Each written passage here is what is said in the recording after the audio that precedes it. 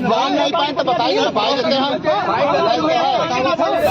गोंडा जनपद के विकासखंड वजीरगंज अंतर्गत ग्राम बंधवा के झिलाही मार्ग पर निर्मित 2 मकानों पर प्रशासन का बुलडोजर चलने से गरीब परिजनों में हाहाकार मच गया।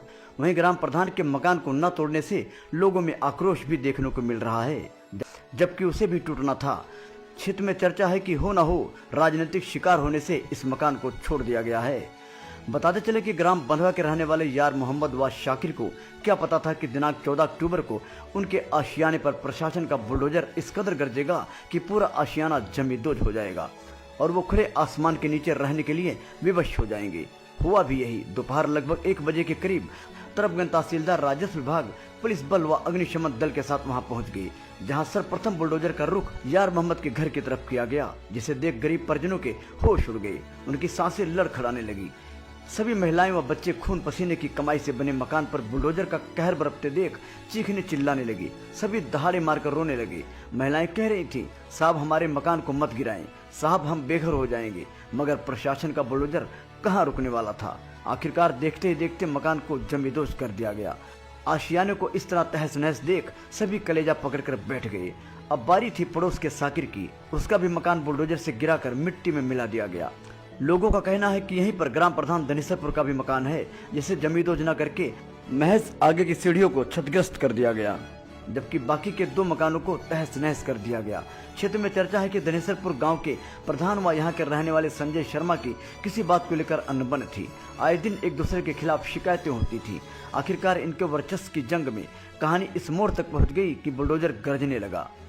चर्चा है कि सरकार की भूमि पर यहां लगभग 11 मकान रोड के किनारे सरकारी भूमि में बने हुए हैं, जिसका कोई पुख्ता कागज नहीं है। बहरहाल इस जंग की चक्की में 3 मकान पिस गए, जिस पर बुलडोजर चलाने का आदेश हो गया।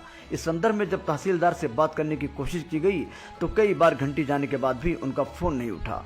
तत्पश्चात जब एसडीएम तरफगंज से बात हुई तो उन्होंने बताया, ग्राम प्रधान समेत 3 मकान टूटने का आदेश है। मौके पर तहसीलदार गए हैं। अब यहाँ सवाल तो ये उठता है कि 2 मकानों को जमींदोज करने के बाद 1 मकान को क्यों छोड़ दिया गया। ये चर्चा का विषय बना हुआ है। अब सवाल तो ये उठता है कि क्या वो 2 मकान ही अवैध रूप से निर्मित थे, फिर 3 मकान तोड़ने का आदेश क्यों था। ये सियासत का रंग है या फिर कुछ और, जिसे लेकर लोग कशमकश में हैं। न्यूज़ एजेंसी 24 से इनके मोर की रिपोर्ट। सबका बनवाए हैं प्रधान थे यही कब्जा करके। यहाँ ये चीज एक लोग को गिरा दो पीछे जाना। साहब आप अगर आए हो अधिकारी हो मेन तो आप एडमिट कर चुके हैं। मैंने आपको गलती हो गई, हाई कोर्ट में गलती हो गई तो गलती सजा फांसी नहीं होती।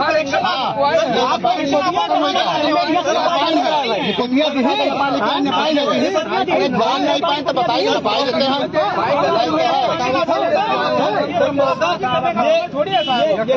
सर यहाँ नेवलार में आते हैं तो नेवलार के रोड पीछे बगता है, कोई बात वाला इधर बगता है। कोई बात नहीं, ठीक है सर, बना लो भैया, बना लो कोर्ट में हो बात की परेशान बनाओ वीडियो सब पे।